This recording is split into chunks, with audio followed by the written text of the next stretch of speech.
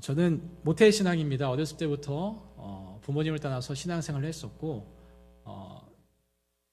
초등학교 2학년 때까지는 순복음교회, 여의도 순복음교회 다니다가 이제 어머니께서 너희들, 저하고 남동생이 한 명 있는데 너희는 가까운 곳으로 가라고 하셔가지고 그때부터 이제 3학년 때부터 이제 동네에 있는 집 앞에 있는 교회를 다니게 되었습니다.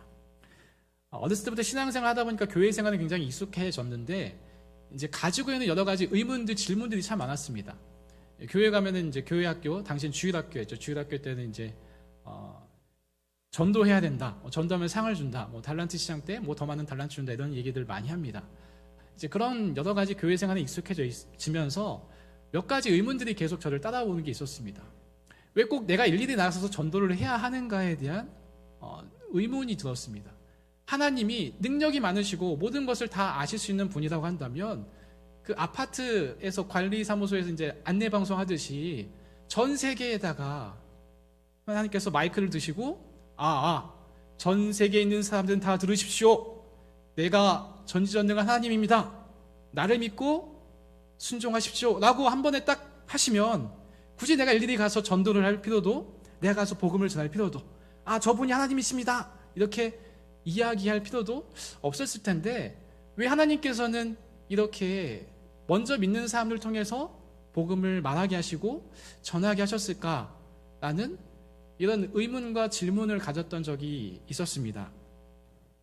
여러분들은 이러한 의문이나 질문들을 한번 해보신 적은 없으십니까? 아마 저의 어린 시절의 어떤 신앙생활에서는 그런 이제 내가 생각하는 관점에서, 세상의 관점에서 좀 더 쉽고 편한 방식으로 하나님을 이해하고 그렇게 하나님의 말씀대로 살려고 했던 것은 아닌가라는 생각을 해보게 됩니다. 우리가 믿는 하나님은 우리의 인간적인 본성을 거스를 때가 참 많이 있습니다. 우리 생각엔 좀 더 힘들이지 않고 편하게 그 일들을 이루실 수 있으실 것 같은데 왜 하나님은 왜 그렇게 하셨어야만 했는가? 왜 이 땅에 인간의 몸으로 오셔서 십자가를 지셔야 했고 또 죽으셔야만 했는가? 인간의 사고와 세상적인 사고에서는 결코 납득할 수 없는 모습들과 행동입니다. 하나님은 왜 그렇게 하셨어야만 했을까요? 유대인들이 고대했던 그 방식 그대로 이 땅에서 세상의 방식대로 힘있고 권세있게끔 나타나셨다고 한다면 믿는 것 때문에 움츠려들고 믿는 것 때문에 남들 앞에서 더 많이 일을 해야 된다는 어떤 그런 강박과 압박에서 좀 더 벗어날 수 있지 않을까라는 인간적인 생각들을 해본 적도 있었습니다. 우리는 자신도 모르게 이 땅에 발을 붙이며 살아가고 있기 때문에 여전히 공중의 권세자들의 영향 아래에 있기 때문에 그 영향을 받으며 살아갑니다. 그래서 하나님의 방식과 질서가 아닌 세상의 방식과 인간적인 경험들로 그 일들을 해나가려고 하는 것이죠. 복음적인 사고가 아닌 세상적인 힘과 가치의 논리로 움직이려는 경향을 보일 때가 목사인 저도 나도 모르게 나올 때가 있다는 것입니다. 그래서 때로는 우리 자신도 모르게 거짓 교사의 자리에 자신뿐만이 아니라 내가 신념으로 가지고 있는 그것들을 강요하고 그것들로 끌어들이게 되는 그런 우를 범할 때도 있다는 것입니다. 갈라디아서 1장에 등장했던 거짓 교사들이 있었습니다. 이들은 다른 복음을 전하는 자리였습니다. 율법의 행위를 해야만, 어떠한 할례를 받아야만 구원의 백성으로서 들어올 수 있다고 얘기하는 사람들이었고, 또 반면에 어떤 이들은 하나님께서 우리에게 자유함을 허락하여 주셨기 때문에 율법은 필요 없다고 하는 사람들도 있었습니다.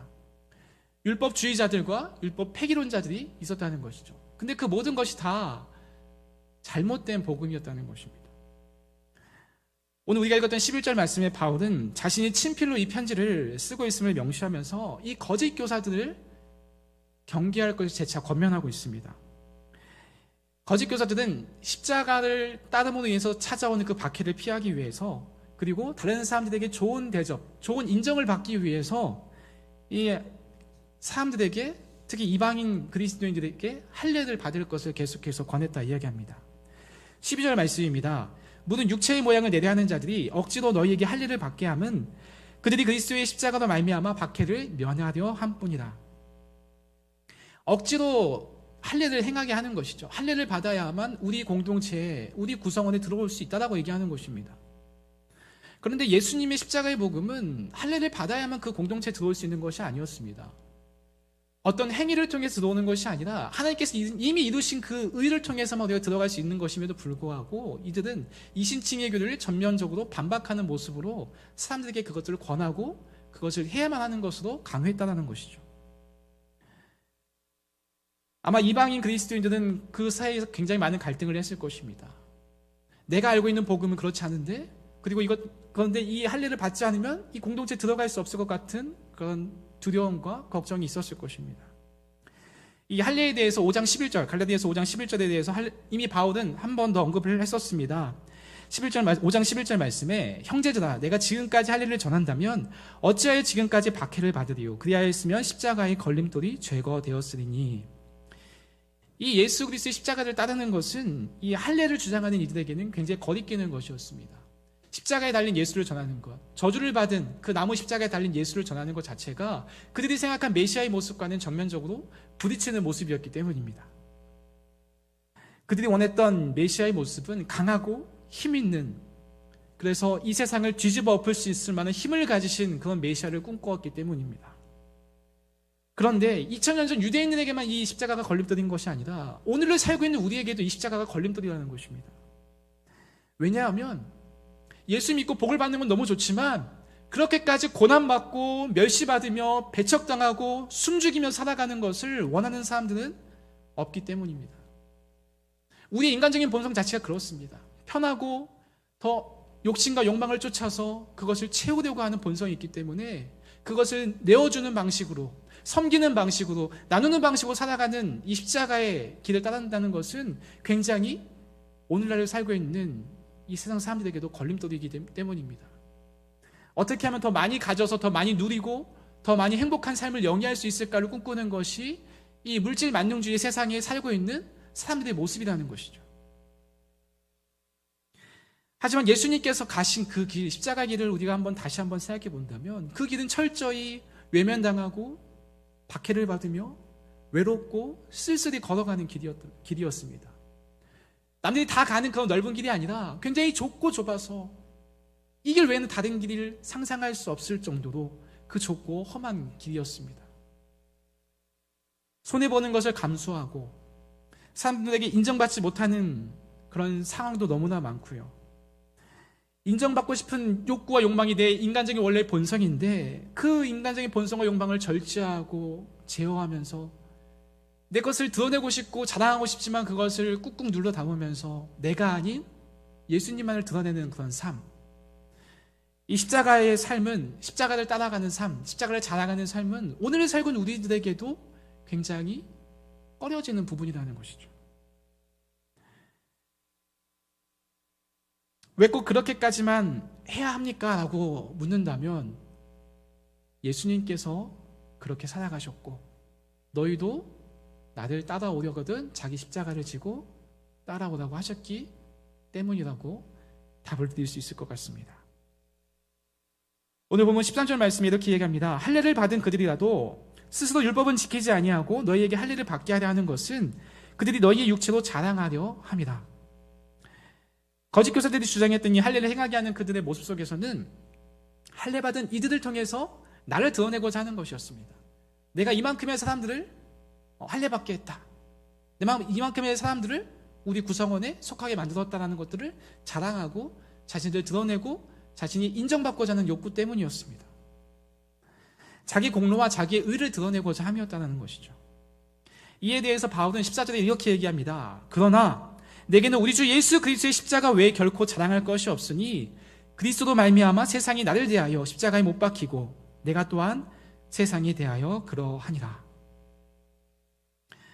죄인을 위해서 이 땅 가운데 인간의 몸을 입고 오신 예수님께서는 온갖 고난과 고통을 당하시고 죽음을 맞이하셨습니다.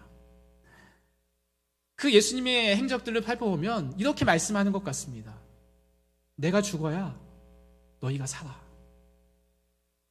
내가 죽어야만 너희들이 산다니까? 이 말씀을 보여주고 가르쳐 주시기 위해서 친히 그 십자가를 지시고 그 고난과 죽음의 길을 가셨습니다. 바울이 십자가만을 자랑해야 한다고 말하는 것은 우리가 내세울 수 있는 것은 그것뿐이라는 것입니다.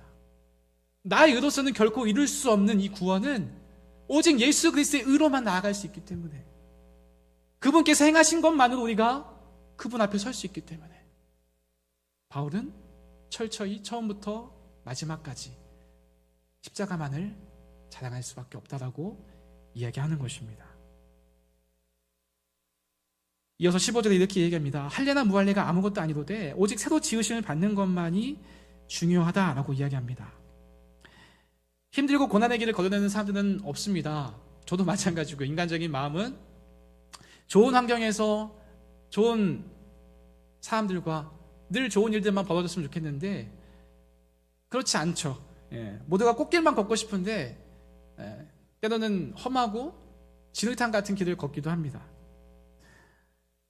아마 세상 사람들이 보기에는 우리가 살아가는, 믿는 자들이 살아가는 어떤 십자가의 길을 따라가는 삶의 모습을 보면은 굉장히 어리석고 미련하게 보일 겁니다. 왜 굳이 저렇게까지 살아야 할까? 그냥 너의 삶을 즐겨, 너의 시간을 즐기면 돼. 왜 그렇게까지 고생하고 수고하냐? 라고 하겠죠. 근데 우리의 믿음, 우리에게 가르쳐주신 그 복음은 현세에 올인하는 삶이 아니라 본향을 바라보며 나아가는 삶이기 때문에 우리는 세상이 보기에 미련하고 조금 어리석지만 이 영광의 길, 이 십자가의 길을 따라 나서는 것이죠. 그래서 새로 지으심을 받은 거듭난 자의 삶의 모습은 인간적인 본성을 거부하고 우리에게 새롭게 부어주신, 새롭게 덧입혀주신 그 하나님의 그 본성을 덧입어서 살아가는 삶이기 때문에 세상의 가치와는 역행하는, 우리의 생각과 우리의 경험이 아닌 하나님의 말씀을 따라서 나아가는 것이죠. 그래서 때로는 부딪힘이 찾아옵니다. 나의 경험, 나의 지식, 나의 상식으로는 이게 맞지 않는데 말씀은 이렇게 얘기를 하고 있습니다. 거기서 우리의 선택은 내 생각, 지식, 경험이 아닌 말씀이 말씀하시는 대로, 말씀이 말씀하시는 데까지 우리가 말하고 전하는 것이죠. 자신을 쳐서 그리스도 예수께 복종하며 남을 섬기며 기꺼이 영혼을 살리고 사람을 세우는 삶. 사람들 앞에 자신과 자신의 의를, 자신의 행위를 자랑하는 것이 아니라 무익한 종과 같이 주님께서 맡겨주신 일을 저는 그저 했을 뿐입니다 라고 하나님 앞에 나아가는 그런 모습으로 우리가 나아가는 것입니다. 17절 말씀이 이렇게 이야기합니다. 바울은 이후로는 누구든지 나를 괴롭게 하지 말라. 내가 내 몸에 예수의 흔적을 지니고 있노라. 바울은 지금 자신의 몸에 남아있는 박해의 흔적들, 예수의 흔적들을 자랑하고자 이 얘기를 하고 있는 것이 결코 아닙니다. 이 흔적들은 바울이 사역을 하면서 당했던 여러 가지 박해와 고난의 흔적들일 것입니다. 바울은 할 일을 통해서 자랑하고자 하는, 육체의 어떤 책임과 남김을 통해서 자랑하려고 하는 자들, 어떤 인정받고자 하는 그 욕구들, 그 욕망들에 대해서 철저히 배격하면서 자신에게 남아있는 것은 예수의 흔적뿐이라고 이야기하는 것입니다.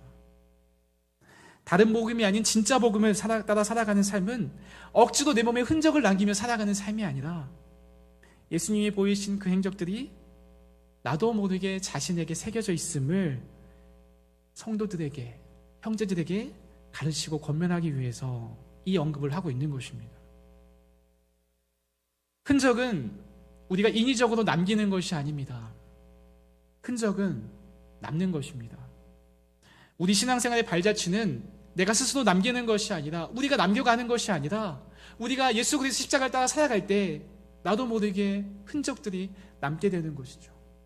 섬기면서 당한 고난들, 섬기면서 당했던 비난과 욕설들, 복음을 전하고자 거리로 나갔지만 사람들로부터 돌아오는 것은 왜 그렇게 사냐고 시간을 낭비하지 말라고 하는 그런 외침들, 그것들을 받아내고 감내하면서 분노하기보다 예수님은 어떠셨을까를 생각하는 그러한 마음들.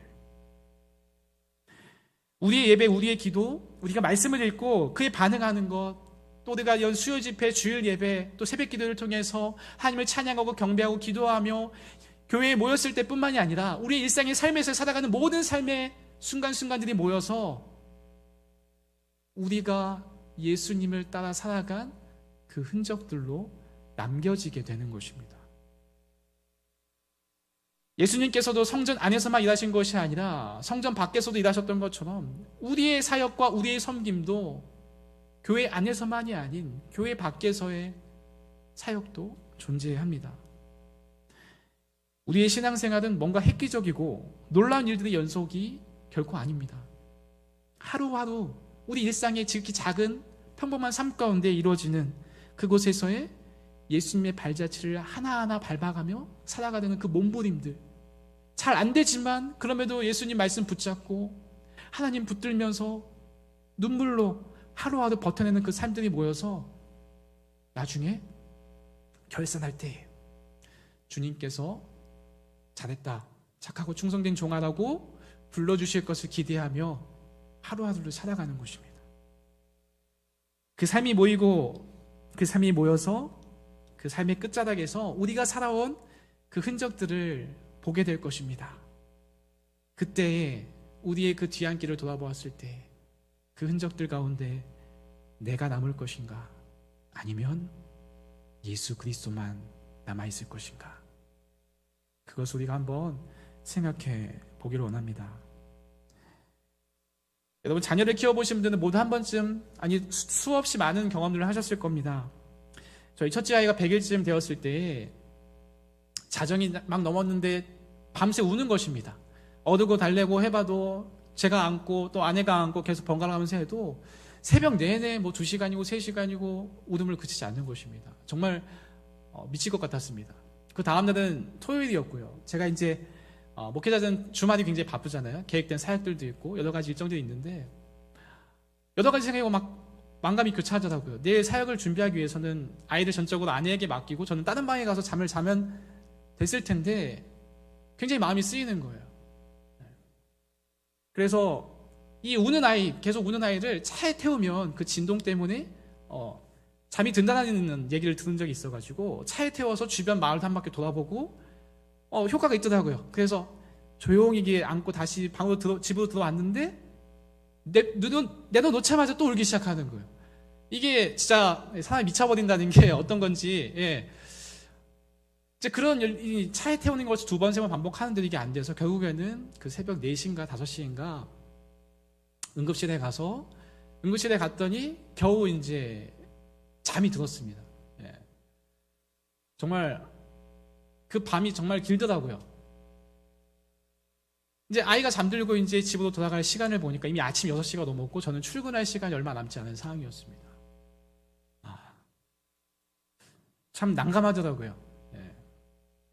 아마 저와 비슷한 경험들 아마 자녀를 키우시면서 한 번 이상은 다 경험해 보셨을 것 같습니다.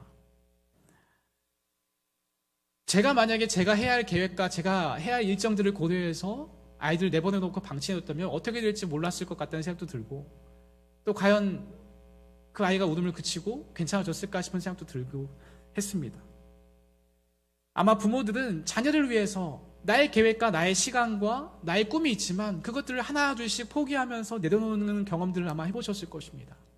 내가 내일 출근을 해야 되는데, 내일 중요한 업무가 있는데, 중요한 약속이 있지만 기꺼이 내 시간을 쪼개고 내 잠을 포기하더라도 아이를 위해서, 자녀를 위해서 희생하고 헌신하셨던 수많은 많은 시간들. 자신의 계획과 꿈이 있지만 아이가 아프고 아이에게 문제가 생기면 기꺼이 자신을 희생하는 것이죠. 부모들은 자신이 죽어서라도 아이를 살리려고 합니다. 참된 부모라면 아이를 희생시키면서 나의 꿈과 계획을 이루려고 하지 않는다는 것이죠. 십자가를 따르는 삶이 바로 이와 같은 것 같습니다.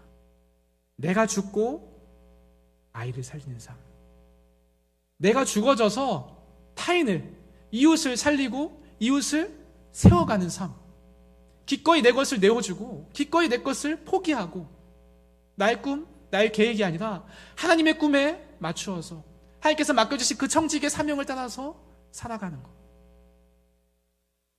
이거 십자가를 따르는 삶, 십자가를 자랑하는 삶을 살아가는 자들의 이 발자취에 남는 것은 이 바울의 고백과 같이 예수의 흔적만이 남게 될 것입니다. 흔적은 남기는 것이 아니라 남는 것입니다. 내가 스스로 새기는 것이 아닙니다. 나는 이것도 하고 저것도 했다면서 자랑하고 자신을 내세우며 인정받는 태도가 결코 아니라 그러한 태도를 보이는 자들은 이미 예수님께서 이미 자기 상을 받았다고 말씀하셨습니다. 우리는 이 땅에서 상을 꿈꾸는 것이 아니라 하늘에 대한 소망 가운데 하늘의 상급을 바라보며 그 표대를 향해서 계속해서 달려나가는 것이죠. 우리의 행위를 통해서, 우리의 어떠함을 통해서 하나님 앞에 인정받는 것이 아니라 우리의 행위나 우리의 어떠함과 상관없이 율법을 지키고 못 지키고 여부와 상관없이 할 일을 행하고 행하지 않고와 상관없이 우리는 하나님으로 인하여 인정받고 받아들여진 자임을 기억해야 합니다. 아이를 지키고 돌보기 위해 하루에도 수십 번 손을 씻어 생긴 습진이 있고 수없이 앉고 내려놓기를 반복하면서 생긴 허리 통증과 관절염이 존재합니다. 누가 시킨 것도 누가 강요한 것도 아니었지만 부모님의 몸에 남겨진 그 사랑의 흔적들이 있습니다. 자녀가 화상을 입을까봐 그 뜨거운 냄비를 손으로 잡아서 생겼던 그 화상 자국은 자신을 지키기 위한 것이 아니라 철저히 자녀를 지키기 위해서 내밀었던 그 손이었고 그 아픔의 사랑의 흔적이었습니다. 예수님께서 보이신 그 십자가의 사랑, 손의 못자국과 옆구리의 창자국의 흔적은 죄인을 사랑하여 남겨진 그 예수님의 사랑의 흔적입니다.